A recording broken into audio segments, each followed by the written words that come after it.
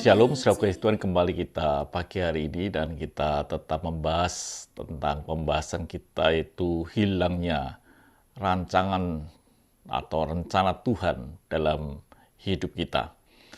Dan kita telah melihat beberapa hal tentang kisah Absalom, di mana dia akhirnya membunuh akan saudaranya, Amnon pada waktu itu. Dan setelah dia membunuh, dia tahu itu sesuatu yang salah, lalu dia melarikan diri, meninggalkan akan daerah itu, dia pergi ke tempat lain.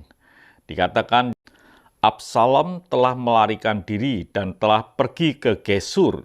Ia tinggal di sana 3 tahun lamanya. Jadi kisah ini dia meninggalkan.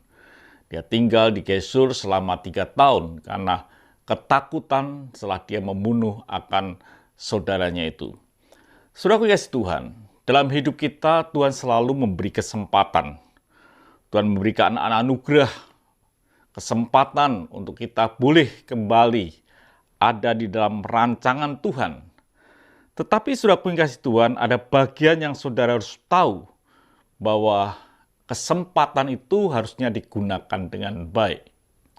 Dikatakan saudara kasih Tuhan, lalu dibujuklah Daud, dan akhirnya Daud mengizinkan Absalom itu kembali. Dikatakan dalam 2 Samuel 14 ayat yang ke-21. Sesudah itu berkatalah raja kepada Yoab, "Baik, kukabulkan permohonanmu ini. Pergilah, bawalah kembali orang muda Absalom itu." Jadi ada kesempatan di mana tuh memanggil kembali dalam posisinya di istana atau di daerah raja.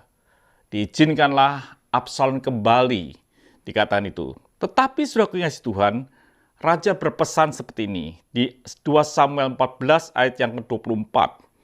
Tetapi berkata raja, ia harus pergi ke rumahnya sendiri.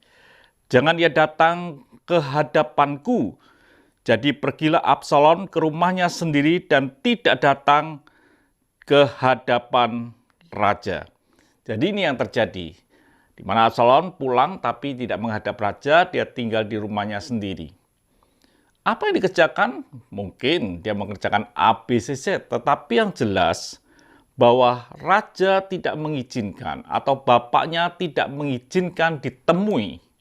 Artinya bahwa Absalom ini didiamkan.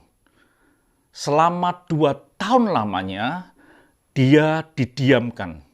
Dikatakan 2 Samuel 14 ayat yang ke-28, setelah Absalom diam di Yerusalem genap 2 tahun lamanya dan tidak datang ke hadapan raja.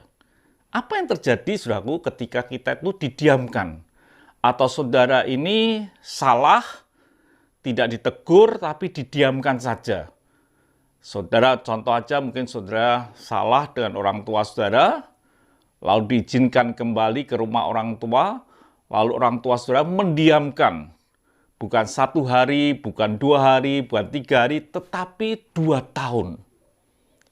Saudaraku, orang yang didiamkan selama 2 tahun, ada 2 hal yang akan terjadi. Yaitu dia bertobat, dia menggunakan kesempatan itu dengan baik, atau bahkan yang berikutnya, dia tidak bertobat tetapi berkhianat.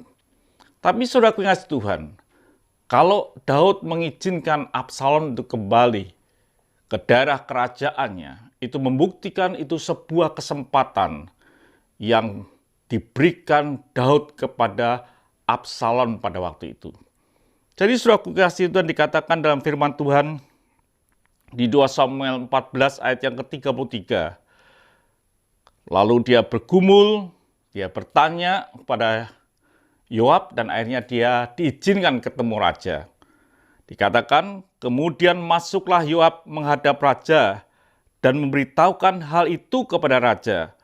Raja memanggil Absalom dan ia masuk menghadap raja, lalu sujud ke hadapan raja dengan muka ke tanah. Lalu raja mencium Absalom. Ini sebuah kesempatan. Jadi saudara kasih Tuhan, dalam hidup kita ini, kalau kita salah, kita mungkin berbuat keliru, saya beritahu bahwa Tuhan selalu memberi kesempatan di dalam hidup kita. Kalau dosamu merah seperti kirmisi, kalau kau datang kepada Tuhan, Tuhan bisa mengampuni. Itu yang disebut dengan kesempatan. Tapi apakah kita ini bisa menggunakan kesempatan itu dengan baik? Jadi kalau hari ini saudara masih ada dan saudara masih ada kehidupan yang layak di hari ini, saudara kasih Tuhan, ini anggaplah sebuah kesempatan yang Tuhan berikan untuk hidupmu lebih baik. Kalau sudah berbuat salah, sudah bertobat, sudah lakukan sesuatu yang baik. Hari ini ketika sudah ada, yakinlah itu sebuah kesempatan yang Tuhan berikan. Bertobatlah dan nikmatilah anugerah Tuhan, sehingga saudara bisa menikmati yang disebut rancangan Tuhan ada dalam kehidupan saudara. Itu saudara kasih Tuhan, gunakanlah kesempatan hidupmu pada hari ini untuk saudara bertobat dan menghasilkan buah dalam pertobatanmu. Mari kita berdoa.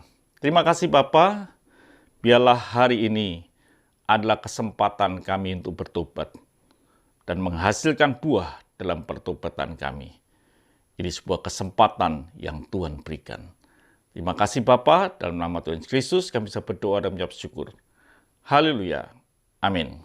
Tuhan memberkati, sampai jumpa esok pagi.